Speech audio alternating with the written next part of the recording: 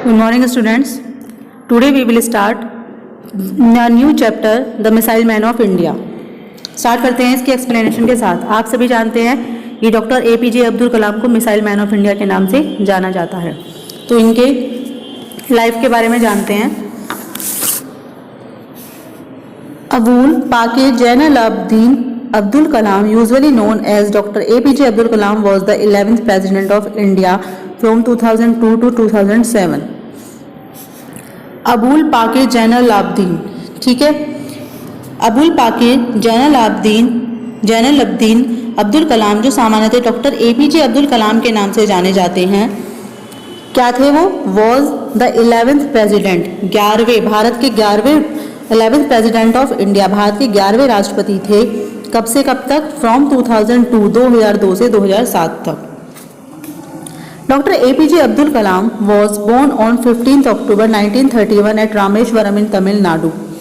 Doctor APJ Abdul Kalam का जन्म 15 October 1931 को तमिलनाडु के रामेश्वरम में हुआ था।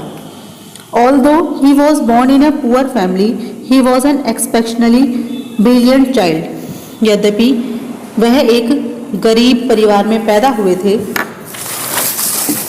वो असाधारण रूप से, फिर भी क्या थे? वो असाधारण रूप से प्रतिभाशाली थे। ब्रिलियंट चाइल्ड मतलब प्रतिभाशाली थे। आगे चलते हैं। His father Jainul Abdeen was a boat owner who ferried Hindu pilgrims at the Rameswaram temple in Tamil Nadu. उनके पिता जैनुल अब्दीन एक नाव के मालिक थे, जो तमिलनाडु के रामेश्वरम मंदिर में तीर्थ यात्रियों को क्या करती थी? लाया और ले जाया करते थे। जो वहाँ के हिंदू तीर्थ पिलग्रिम्स माने तीर्थयात्रियों को लाया और ले जाया करते थे। जैसे रामेश्वरम टेम्पल के में जो तमिलनाडु में घूमने के लिए आया करते थे, उन्हें लाया करते थे और ले जाया करते थे बोट के जरिए। Next, his father was also an imam at the local mosque and his mother Ashiamma was a house वाइफ। उनके पिता एक स्थानीय मस्जिद, लोकल मस्जिद मतलब स्थानीय मस्जिद के इमाम भी थे, और उनकी माता आशी अम्मा एक गृह स्वामी थी। क्या थी? एक गृह स्वामिनी थी। उनकी हाउस वाइफ थी मतलब आशी अम्मा। He started working at a young age. उन्होंने छोटी उम्र में ही काम करना शुरू कर दिया था। He sold tamarind seeds and newspaper to support his family. वे अपने परिवार को सहारा देने के लिए, सपोर्ट करने के लिए इमली के बीज और अखबार बेचते थे। After completing his schooling at the Rameshwaram Elementary School, Kalam went to attend St. Joseph School in Tiruchirappalli. तो आफ्टर कंप्लीटिंग हिज स्कूलिंग मतलब अपनी स्कूल की पढ़ाई रामेश्वरम, अपनी स्कूल की पढ़ाई कंप्लीट करने के बाद कहाँ पर? रामेश्वर एलिमेंट्री स्कूल में।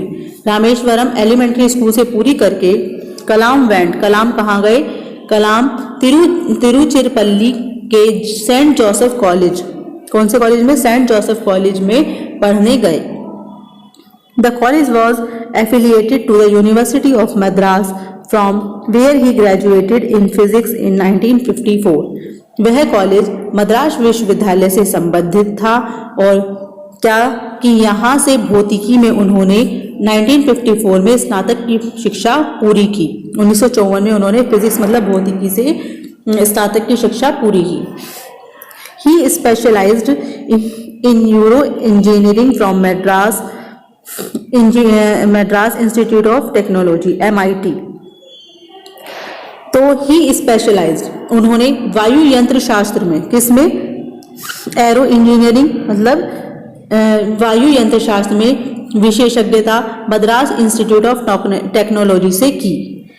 ठीक है, MIT से, मद्रास इंस्टीट्यूट ऑफ टेक्नोलॉजी से उन्होंने स्पेशलाइज्ड हुए वहां से। आगे चलते हैं। Doctor APJ Abdul Kalam was a great scientist. जो APJ अब्दुल कलाम थे वो एक महान वैज्ञानिक थे। He was made the chancellor of the institute of space science and technology. उन्हें institute of space science and technology का क्या बना दिया गया? कुलाधिपति बना दिया गया। ठीक है। He worked in Defence Research and Development Organisation DRDO in 1958 and then joined Indian Satellite Research Organization ISRO इन 1963। अब इस लाइन को जरा ध्यान से सुनिएगा। उन्होंने 1958 में मतलब 1958 में डीआरडीओ फुल फॉर्म क्या है? Defence Research Development Organisation. तो डीआरडीओ में कार्य किया। तब उन्होंने 1963 फिर 1963 में ISRO Indian Satellite Research Organisation में कार्य किया। कब किया? 1963 में। उसके बाद वहां पर ज्वाइन कर लिया। He made significant contribution to Indian satellite. उन्होंने किसमें उन्होंने डीआरडीओ के भारतीय उपग्रह इसमें भी काफी योगदान और प्रक्षेपण कार्यक्रम में सार्थक योगदान दिया। ठीक है, मैं आगे देखती हूँ इसमें।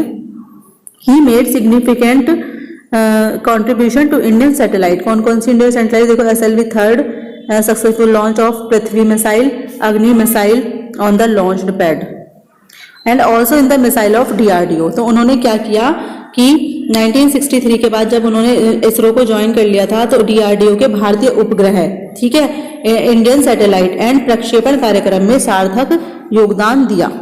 As a project director of SLV third, उन्होंने क्या किया? डीआरडीओ के SLV थर्ड के योजना निदेशक के रूप में ही contributed to the development and management of India's first indigenous satellite launched vehicle SLV third. उन्होंने SLV थर्ड के योजना निदेशक के रूप में भारत के प्रथम देशी उपग्रह launch vehicle SLV third Rohini उपग्रह को पृथ्वी के कक्षा में डालने की रूपरेखा, विकास और प्रबंधन में योगदान दिया। ठीक है, इस लाइन की फिर से सुन लीजिए। As a project director of SLV third, he contributed to the development and management of India first satellite launched vehicle SLV third to inject Rohini satellite in the orbit of the earth. अब इसकी पूरी line भी एक साथ आप सुनिए। SLV के योजना निदेशक के रूप में, प्रोजेक्ट डायरेक्टर योजना निदेशक के रूप में उन्होंने भारत के प्रथम देशी उपग्रह कौन से लॉन्च व्हीकल रोहिणी उपग्रह को पृथ्वी के कक्षा में डालने की रूपरेखा है ना, विकास और प्रबंधन में क्या दिया? योगदान दिया। कंट्रीब्यूशन मतलब योगदान दिया। आगे चलते हैं। His greatest contribution was in the field of missile, और उनका सबसे ज्यादा योगदान, ग्रेटेस्ट महान योगदान किस चीज के लिए है? मिसाइल्स के क्षेत्र में था। अग्नि, पृथ्वी, आकाश, त्रिशूल and Nag missiles were developed by him. और कौन कौन सी मिसाइल्स उनके द्वारा विकसित की गई? अग्नि, पृथ्वी, आकाश, त्रिशूल एंड नाग मिसाइल उनके द्वारा विकसित की गई। He is known as the missile man of India. वह अपने कार्य के लिए क्या किस नाम से जाने जाते हैं? Missile man of India. For his work, अपने कार्य के लिए, on the development of ballistic missile and launch vehicle technology, और उन्हें प्रक्षेपाशास्त्र और लॉन्च व्हीकल तकनीक के विकास के कार्य के लिए भी किस नाम से जाना जाता है? Missile man of India. उन्होंने बैलिस्टिक मिसाइल के डेवलपमेंट में बहुत योगदान दिया और ये व्हीकल लॉन्च के टेक्नोलॉजी के विकास में भी बहुत योगदान दिया। आगे चलते हैं। बिसाइड्स बीइंग सच अ ग्रेट साइंटिस्ट, इतने महान जो इसके वैज्ञानिक होने के अलावा वो क्या थे? He was a great writer too, वे एक बहुत महान लेखक भी थे। He was written many books such as wings of fire, ignited minds, target 3 billion, turning point, India 2020, a vision for the new millennium, my journey. अब इनकी कौन कौन सी बुक्स हैं जो इन्होंने लिखी हैं? विंग्स ऑफ फायर, ठीक है, इग्नाइटेड माइंड्स, ठीक है, उसके बाद target 3 billion, turning point, India 2020, a vision for new millennium, my journey, मेरी यात्रा। ये सब इनकी पुस्तकें हैं उन्होंने जो लिखी हैं। इनको आप एक बार माइंड में रिवाइज कर लेना, कभी बुक्स का नाम लिया जाता है। He has mentioned his dream of making India in developed country in his book India 2020। उन्होंने क्या किया है? उन्होंने अपनी पुस्तक India 2020 a vision for the millennium में भारत को एक विकसित देश बनाने के अपने सपने को उल्लेख किया है। वो क्या चाहते थे कि भारत को एक विकसित देश बनाना चाहते थे, तो उसमें इनकी जो बुक है India 2020 a vision for a new millennium है ना, उसमें इन्होंने देश को विकसित बनाने के लिए अपना जो वो चाहते थे, उनका एक स्वप्न था, उसका उल्लेख किया है। His advice to the youngster to the nation was dream dream dream. तो उनका देश के युवाओं को उनकी एक ही सलाह थी कि स्वप्न देखो स्वप्न देखो स्वप्न देखो। ठीक है, जब तक हम सपने देखेंगे तो हम उन्हें पूरा कैसे करेंगे। तो dreams transform into thoughts and thoughts result in action. वो कहते थे स्वप्न विचारों में बदलते हैं और विचार कार्यों में। जब हम सपने देखते हैं तभी तो हमारे अंदर थॉट्स आते हैं, मतलब, और थॉट्स आते हैं तभी हम उस कार्य को करते हैं। Next, the government of India honoured him Padma Bhushan, Padma Vibhushan, Bharat Ratna including Indira Gandhi award for the national integration. अब भारत सरकार ने उन्हें पद्म भूषण 1981 में, पद्म विभूषण 1990 में, भारत रत्न और उसके साथ Indira Gandhi award for national integration, है ना, ये 1997 में से सम्मानित किया है। Doctor Kalam pass away on 27 जुलाई 2015। 27 जुलाई 2015 को डॉक्टर कलाम का निधन हो गया। वाइल कब हो गया? While delivering A lecture to the Indian institute of management IIM इन शिलोंग। जब वह शिलोंग के इंडियन इंस्टीट्यूट ऑफ मैनेजमेंट में भाषण दे रहे थे, तब वो 27 जुलाई को 2015 को उनका निधन हो गया। The whole world was shocked and saddened by the sudden and untimely death of the simple, humble yet one of the greatest men of our times। सारी दुनिया हमारे समय के इस साधारण और विनम्र महान आदमी की असमय मृत्यु, अनटाइमली मतलब असमय मृत्यु पर स्तब्ध थी और उदास थी। आगे चलते हैं।